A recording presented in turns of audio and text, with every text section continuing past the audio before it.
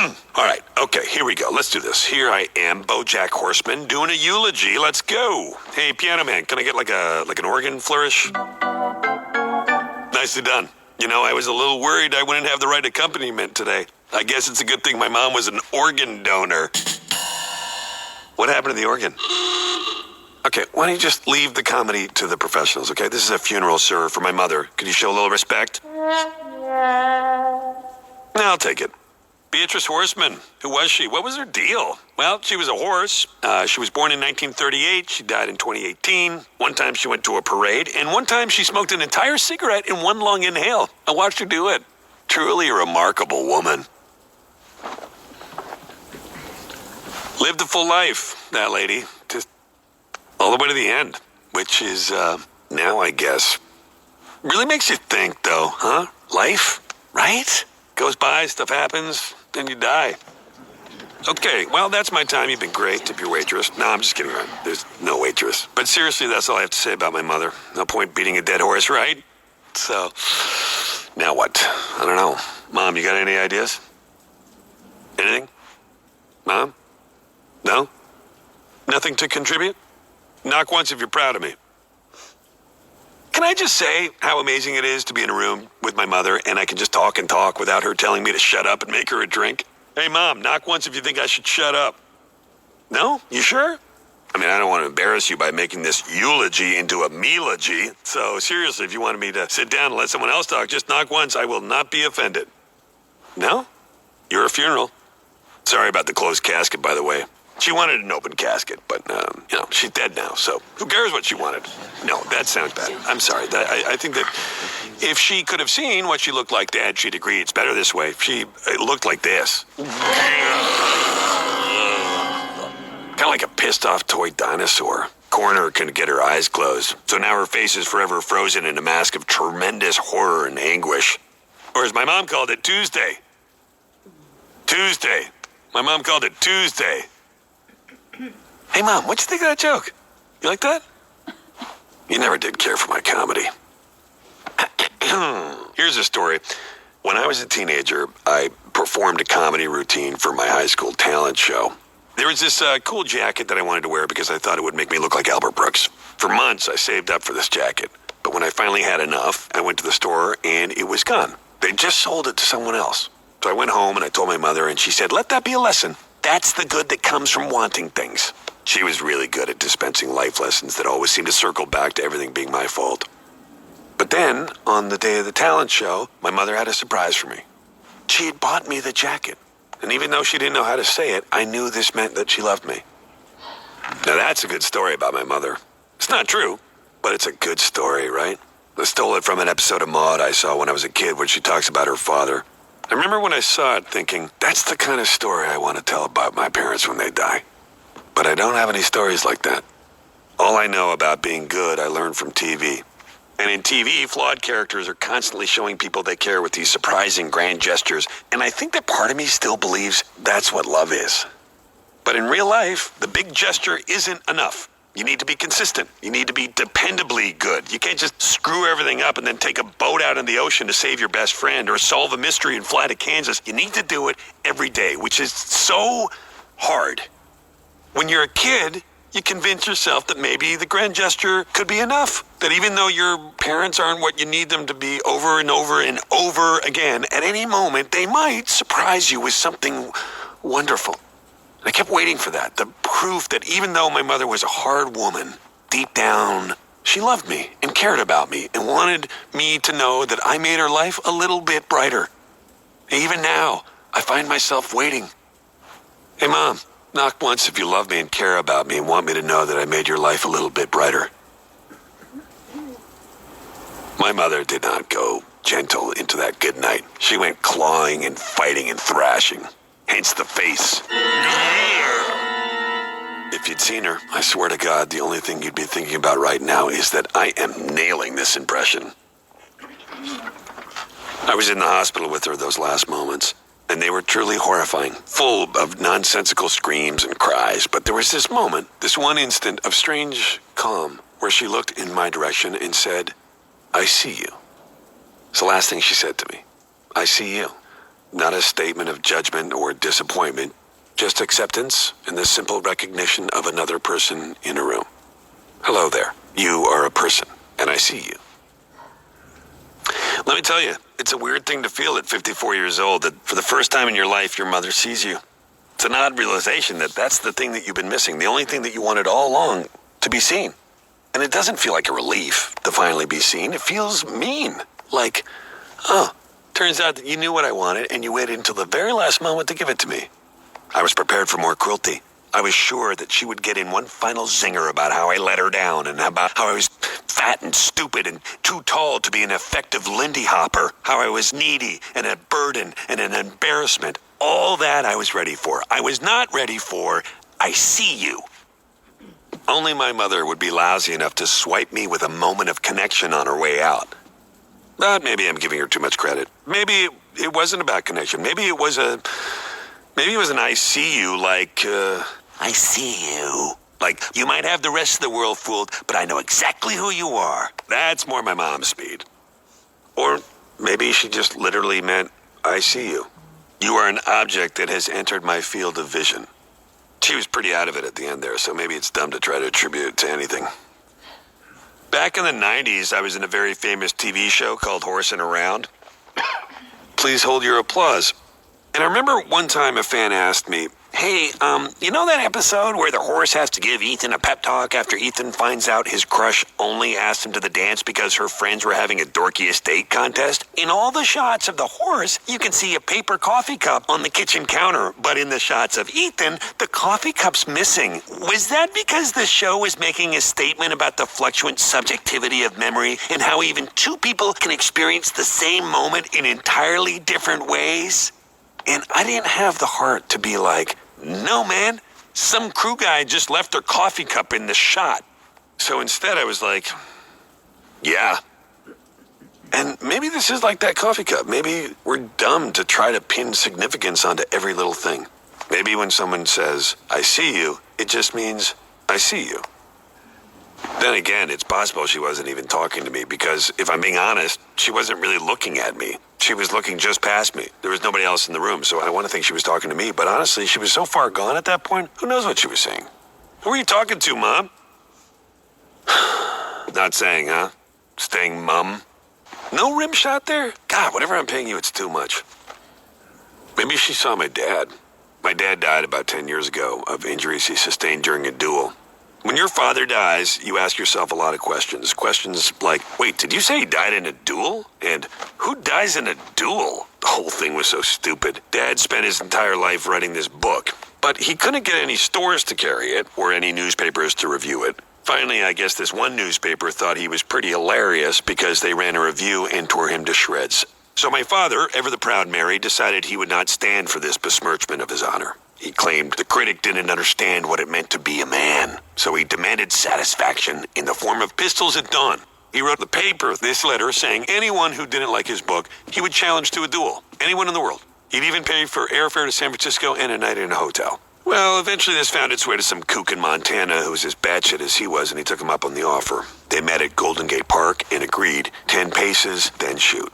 But in the middle of the 10 paces, Dad turned to ask the guy if he'd actually read the book and what he thought. But not looking where he was going, tripped over an exposed root and bashed his head on a rock. I wish I'd known to go to Jack in the Box then. Maybe I could have gotten a free churro. Would have been nice to have something to show for being the son of Butterscotch Horseman. My darling mother gave the eulogy.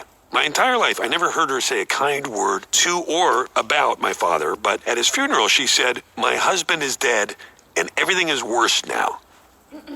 My husband is dead, and everything is worse now. I don't know why she said that. Maybe she felt like that's the kind of thing you're supposed to say at a funeral. Maybe she hoped one day someone would say that about her. My mother is dead, and everything is worse now.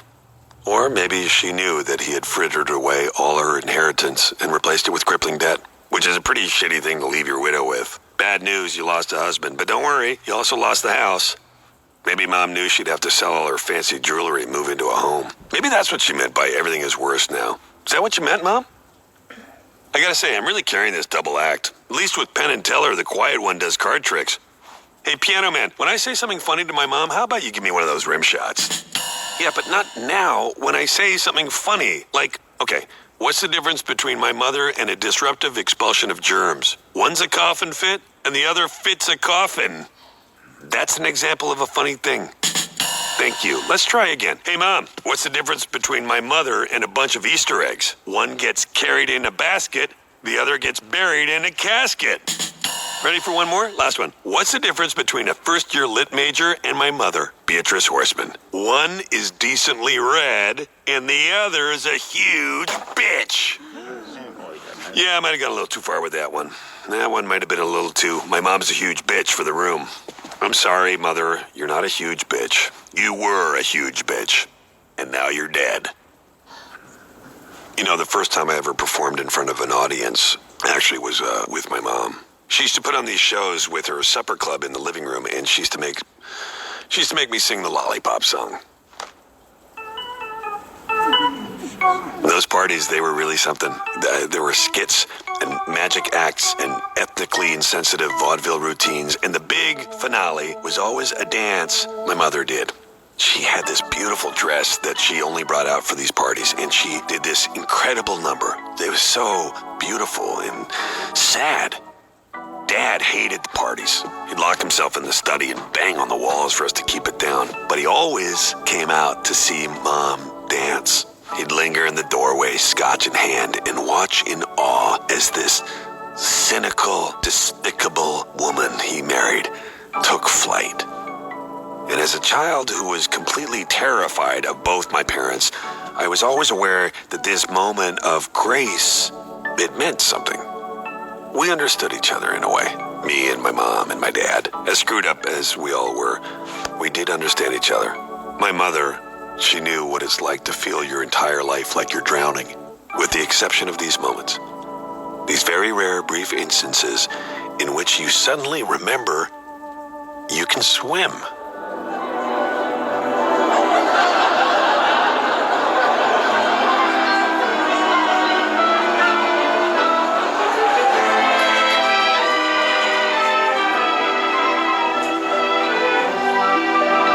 Then again, mostly not. Mostly you're drowning. She understood that too. And she recognized that I understood it. And Dad, all three of us were drowning and we didn't know how to save each other. But there was an understanding that we were all drowning together. And I would like to think that that's what she meant when we were in the hospital and she said, I see you. You know, the weird thing about both your parents being dead is it means that you're next.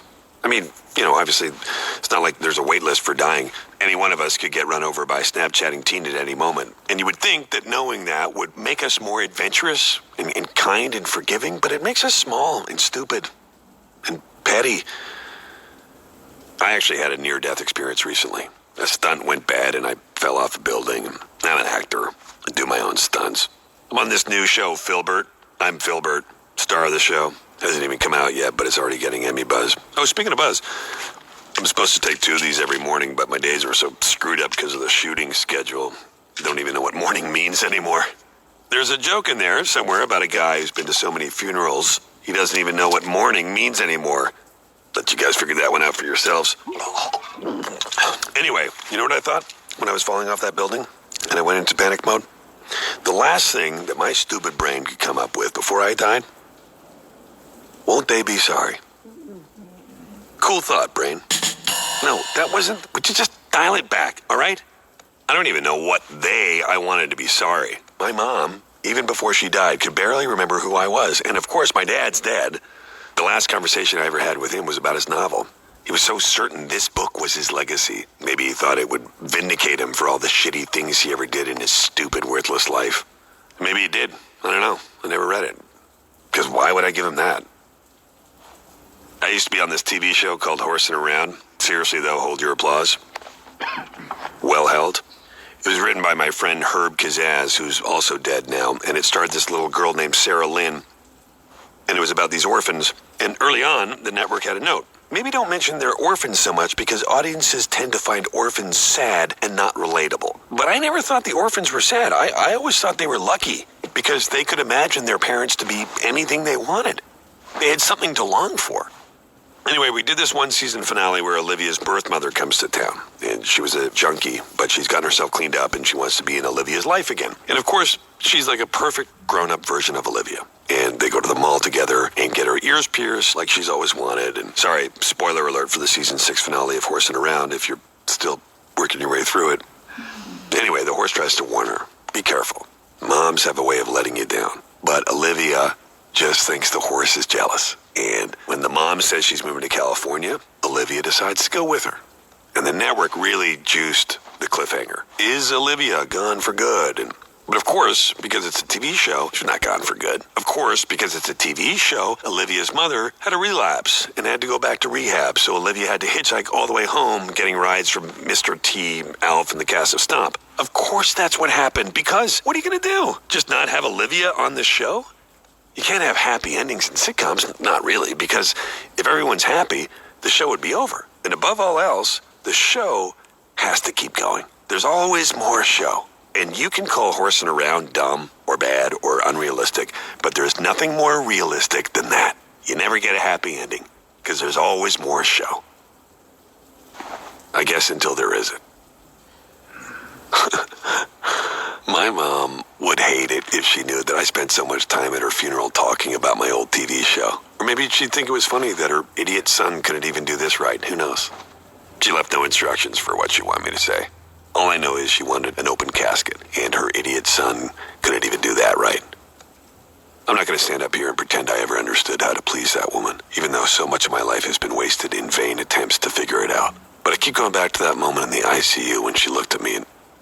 I see you. I see you. Jesus Christ. We were in the intensive care unit. She was just reading a sign. My mom died and all I got was this free churro. You know the shittiest thing about all of this? Is when that stranger behind the counter gave me that free churro, that small act of kindness showed more compassion than my mother gave me her entire goddamn life. Like, how hard is it to do something nice for a person? This woman at the Jack in the Box didn't even know me. I'm your son. All I had was you. I have this friend, and right around when I first met her, her dad died. And I actually went with her to the funeral. And months later, she told me that she didn't understand why she was still upset, because she never even liked her father.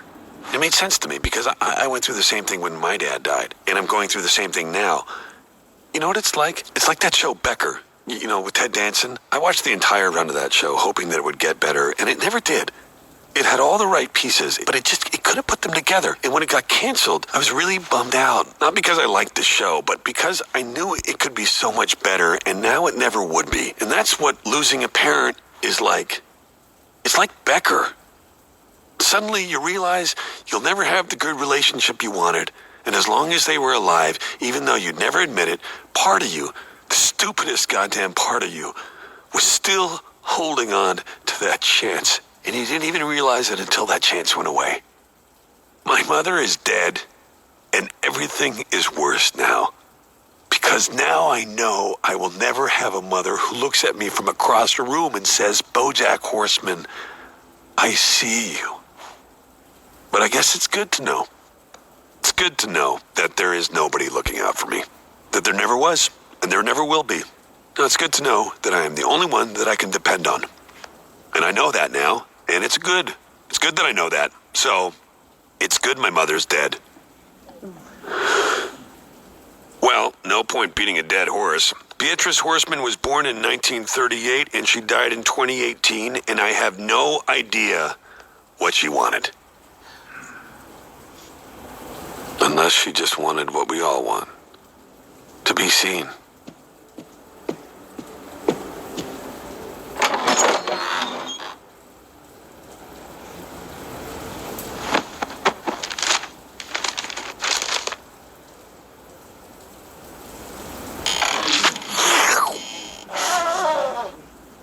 Is this funeral parlor B?